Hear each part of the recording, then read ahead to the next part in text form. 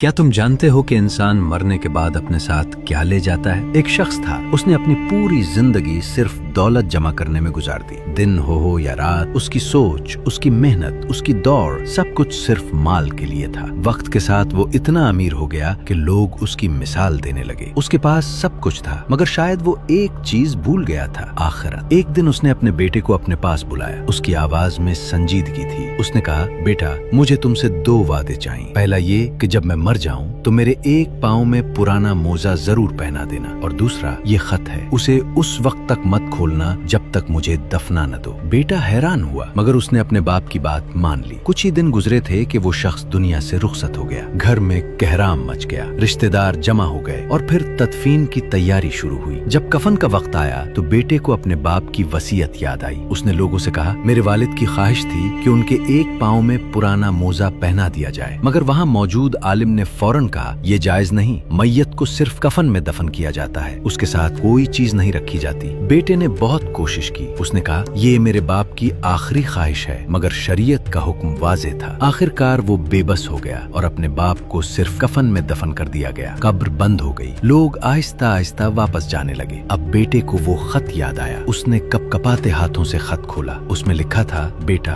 आज तुमने अपनी आंखों से देख लिया, मैंने सारी जिंदगी माल जमा किया, दौलत कमाई, मगर जब मैं उस दुनिया से गया तो अपने साथ एक पुराना मोजा भी न ले जा सका। याद रखना, एक दिन तुमने भी इसी तरह जाना है, और उस दिन तुम्हारे साथ सिर्फ कफन के चंद कपड़े होंगे। इसलिए उस माल को संभाल कर खर्च करना, उसे वहां लगाना जहां वो तुम्हारे काम आए, क्योंकि असल दौलत वो है जो तुम आगे भेज दो। खत पढ़ते पढ़ते बेटे की आंखों से आंसू बहने लगे। उसे पहली बार एहसास हुआ कि सारी जिंदगी जिस चीज के पीछे इंसान भागता है वो साथ जाने वाली नहीं। ये कहानी हमें झंझोड़ देती है। हम जमा करते रहते हैं और भूल जाते हैं कि आखिर में खाली हाथ जाना है। न बैंक बैलेंस, न जायदाद, न सामान, सिर्फ आमाल साथ जाते हैं। लिहाजा असल अक्ल यही है कि इंसान इस दुनिया को मकसद न बनाए, बल्कि उसे एक रास्ता समझे, क्योंकि अंजाम में इंसान के पास सिर्फ वही होगा जो उसने अल्लाह के लिए आगे भेजा होगा।